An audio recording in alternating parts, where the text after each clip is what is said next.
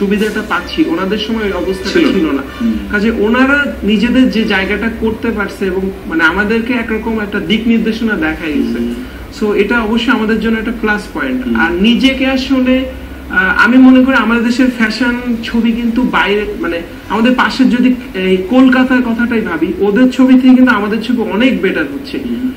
So আমরা কিন্তু আগাচ্ছি, হয়তো আমাদের আগানোর প্রক্রিয়াটা একটু স্লো হতে পারে, কিংবা দেখা যাচ্ছে যে একটা ভালো কাজ করতে যাওয়ার পিছনে আবার দুইটা খারাপ কাজ মানে ওটার সাথে পিছু মানে হয়ে যাচ্ছে, কিন্তু সবকিছু আসলে স্কিপ করে ভালোর কিছু দিকে আগানোটাই হচ্ছে বেটার। তো আমি আসলে ওইভাবে আগাতে চাই, তো দেখা যাক। এবং এটা আসলে সামগ্রিকভাবে সবাইকে এগিয়ে আসতে হবে। ধরুন ফ্যাশন ডিজাইনার থেকে শুরু করে ক্লায়েন্ট, মেকআপ আর্টিস্ট, ফটোগ্রাফার, সবাইকেই আসলে এই শিল্পটাকে এগিয়ে নিতে হবে বলে আমার বিশ্বাস। আসলে একটা জিনিস আপনি খেয়াল করলে দেখবেন যে আমাদের দেশের ছবি এখান থেকে 5 বছর আগে যে টাইপের ছবি হতো, এখন কিন্তু আমরা অনেক চেঞ্জ হয়েছি। তো আমরা যদি একটা টিম ওয়ার্ক ভাবে ভালোভাবে যদি না আগাতাম, আমরা কিন্তু এই জায়গাটা যেতে পারতাম না। কিংবা আমরা মানে আমরা সবাই মনে করি যে আমাদের দেশে হয়তো খুব বেস্ট ফটোগ্রাফার হতে পারলে অনেক বড় ব্যাপার, কিন্তু আমি নিজেকে বারবার মানে বলি যে লাইক বাংলাদেশ হচ্ছে আমাদের পৃথিবীর মানচিত্রে যদি দেখেন খুব ছোট কিন্তু একটা দেশ। তো বাইরের দেশের যখন ফটোগ্রাফারদের সাথে আমাদের ছবি যখন কম্পেয়ার করা হবে, তখন আসলে আমরা কিন্তু কিছুই না। আমি পার্সোনালি ফিল করি যে আমি আজ 4-5 বছর যতগুলো ছবি তুলছি, তার থেকে কি একটা ছবিও আমাকে ইন্টারন্যাশনালি প্রেজেন্ট করার মতো অবস্থায় গেছে? আমার উত্তর কিন্তু না। দ্যাট মিনস আমার কিন্তু এখনো অনেক কিছু শেখার আছে। তো মানে আমরা যদি মনে করি যে আমরা একটা ভালো জায়গায় চলে গেছি, আমাদের আর শেখার কিছু নাই, তাহলে দেখা যাবে আমাদের উন্নতিটা একটা জায়গায় যে আটকায় থাকবে। সো আগাতে হবে, কাজ আসলে মানে ভালো আসলে শেষ নাই। এটা শুনে খুবই ভালো লাগলো যে আপনার মতো একজন তরুণ এভাবে ভাবে যে আমাদের অনেক দূর যেতে হবে, আমরা যা বুঝি সেটাকে আরো ডেভেলপ করতে হবে, এবং এই খিদাটা যদি আসলে থাকে তাহলে কিন্তু আসলে কেউ আটকে রাখতে পারবে না। এটা সত্যি, মানে আমার ক্ষেত্রে দেখা যায় যে আমি গত সপ্তাহে একটা ছবি তুললাম, আমার ক্ষেত্রে দেখা যাচ্ছে এই ছবিটা আমি আরো একটু ভালো তো করতে পারতাম, লাইটটা হয়তো আরেকটু সফট করতে পারতাম বা হোয়াটএভার।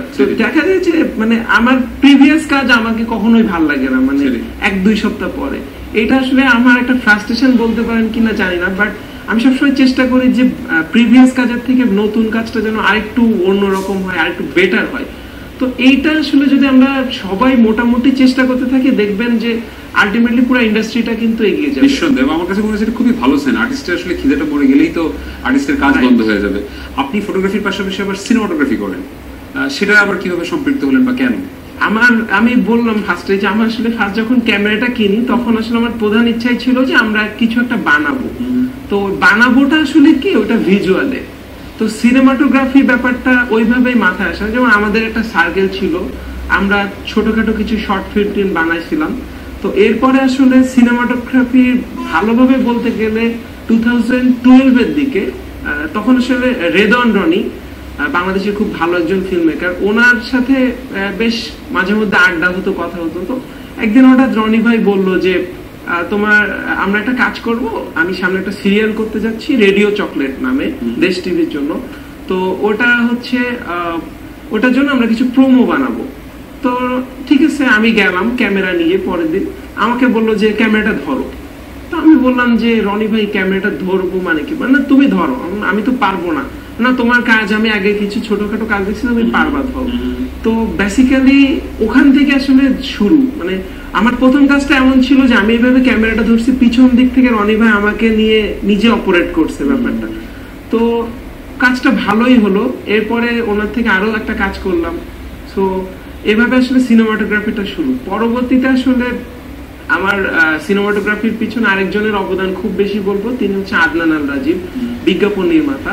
তো ওনার সাথে আসলে আমি অনেকগুলা প্রজেক্ট করেছি, এবং আসলে সিনেমাটোগ্রাফির জায়গাটা আসলে ওখান থেকে অনেক কিছু শেখা। সো ভবিষ্যতে কি নিজেকে একজন আলোকচিত্রী বা একজন সিনেমাটোগ্রাফার নাকি দুটোই একসাথে করতে চান, কি প্ল্যান? আসলে সত্যি কথা বলতে কি, দুইটা জিনিসই কিন্তু ক্যামেরা রিলেটেড। তো আমি আসলে ক্যামেরা রিলেটেড কাজে প্রতি একটা আলাদা আগ্রহ কাজ করে। তো সিনেমাটোগ্রাফিটা কিন্তু মানে ফটোগ্রাফির একটা বড় জায়গাটাই কিন্তু সিনেমাটোগ্রাফি, কারণ দুইটা জিনিসে আপনাকে লাইট শিখতে হবে, ফ্রেমিং শিখতে হবে, বা ক্যামেরার ওভারঅল কিন্তু অপারেশনটা শিখতে হবে। কাজে আমি দুইটা জিনিসেই সমানভাবে এগিয়ে যেতে চাই। সো ফটোগ্রাফিতে সাফল্য পেতে হলে আপনি কি কি বিষয় আসলে গুরুত্বপূর্ণ বলে মনে করেন? আমি একবার একটা খুব বাংলাদেশের একজন সিনিয়র ফটোগ্রাফারের কাছে শুনেছিলাম যে ভাইয়া ভালো ফটোগ্রাফার হতে গেলে আসলে কি করতে হবে। উনি আমাকে একটা অ্যান্সার দিছিল 1 লাখ ছবি তুলো। কারণ আমাদের দেশে আসলে কি শিখে কাজ করার জায়গা থেকে কাজ করতে করতে শেখার ব্যাপারটাই হচ্ছে বেশি দেখা যায়। তো আমার ক্ষেত্রে যেটা যে আমি যখন ফার্স্ট ক্যামেরা কিনছি আমার কিন্তু ভালো একটা ফ্রেমিং সেন্স নাই বা লাইট সেন্স নাই, ইভেন ক্যামেরার যে অপশন গুলো সেগুলো হয়তো খুব ভালো আয়ত্তে নাই। তো আসল ব্যাপারটা হচ্ছে করতে করতে শেখা। তো আমি এখন ওই জিনিসটাই, কেউ যদি জিজ্ঞেস করে যে ভালো ফটোগ্রাফার হতে কি করতে হয়, আসল সত্যি কথা প্রচুর ছবি দেখতে হবে, তুলতে হবে। তুলতে তুলতে আসলে দেখা যাবে যে আমরা যদি ওই ক্ষুধাটা থাকে ভালো করার, আলটিমেটলি ভালো হতে থাকবে, হতে বাধ্য।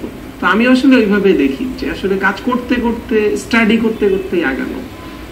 একটা বিষয় নিয়ে একটু কথা বলতে চাই, জানতে চাই যে এই যে ফটোগ্রাফি এটা পেশা হিসেবে আসলে কি রকম? আপনারা যারা তরুণরা কাজ করছেন বা এটাকে আসলে এটা করেই আসলে খেয়ে পড়ে বাঁচতে চান, আপনাদের অপরচুনিটি আসলে কতটুকু দেখতে পাচ্ছেন?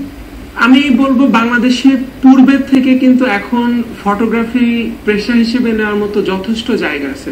যেমন পার্সোনালি বলবো ফ্যাশন বলেন বা বাংলাদেশের ওয়েডিং সেক্টরটা বলেন বা যে কোনো কমার্শিয়াল জায়গায় কিন্তু এখন ডে বাই ডে কাজের কিন্তু পরিসরটা অনেক বাড়তেছে। সো আপনি যদি ভালো করেন আপনাকে মানে কিন্তু জায়গা দিতে বাধ্য। মানে অনেকেই বলে না যে আসলে ভালো কাজের সুযোগের অভাব, আমি বলবো আসলে দক্ষ লোকের অভাব। আপনার যদি দক্ষতা থাকে আপনার কিন্তু কাজ করার, আপনি মানে কাজ করে পারবেন না সত্যি কথা। বাট আমাদের ক্ষেত্রে আসলে যেটা হচ্ছে যে আমরা নিজেদেরকে পারফেক্ট ভাবে প্রেজেন্ট না করে আমরা হয়তো একটা কমার্শিয়াল কাজের দিকে আগাচ্ছি।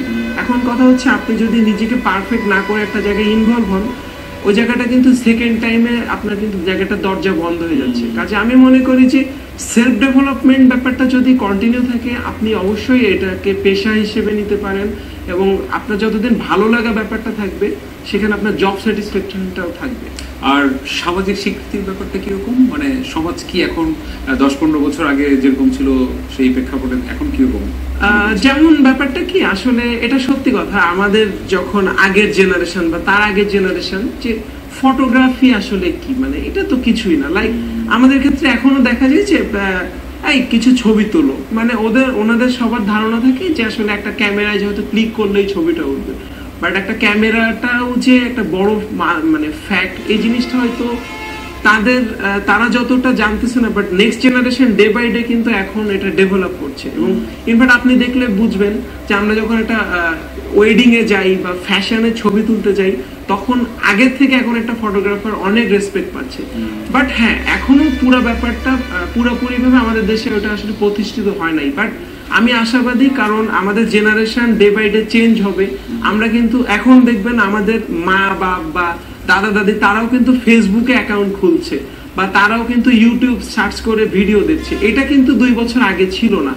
সো তারা যখন এই জিনিসগুলো দেখবে তাদের ক্ষেত্রেও কিন্তু মানে ব্যাপারটা কি তাদের থিঙ্কিংটাও ডেভেলপ হবে যে না এই একটা ফেসবুকে গেলে দেখতেছে যে না একটা ছবিটা তো ভালো, তখন কিন্তু আসলে ফটোগ্রাফির ক্ষেত্রেও তাদের একটা পজিটিভ ধারণা বা সম্মান যে ব্যাপারটা এটা জন্মগ্রহণ করবে। তো আমাদের মানে সময় দিতে হবে, সময় দিতে হবে। খুব ভালো লাগলো কৌশিক আপনার সাথে কথা বলে, এবং আমি খুবই আনন্দিত যে একজন তরুণ হিসেবে আপনি এইভাবে দেখছেন বাংলাদেশকে ভিন্নভাবে প্রেজেন্ট করার জন্য। নিশ্চয়ই আপনার হাত ধরে আরো এগিয়ে যাবে। অনেক ধন্যবাদ আপনাকে আমাদের সঙ্গে থাকার জন্য। আপনাকেও ধন্যবাদ। প্রিয় দর্শক, কথা বলছিলাম কৌশিকের সাথে এবং খুব ভালো লাগলো। চঞ্চল মাহমুদ, ডেভিড বারিকদার, আবু নাসের, সাফাত খান সাফুরা, তাদের হাত ধরে বাংলাদেশের ফ্যাশন ফটোগ্রাফি অনেক দূর এসেছে এবং কৌশিকদের হাত ধরে নিশ্চয়ই তাদের মতো আরো অনেক তরুণদের হাত ধরে আমাদের এই শিল্প অনেক দূর এগিয়ে যাবে। তারা আমাদের অনেক নিশ্চয়ই অনেক স্বপ্ন দেখাবেন। ভালো থাকবেন, শুভ বিদায়।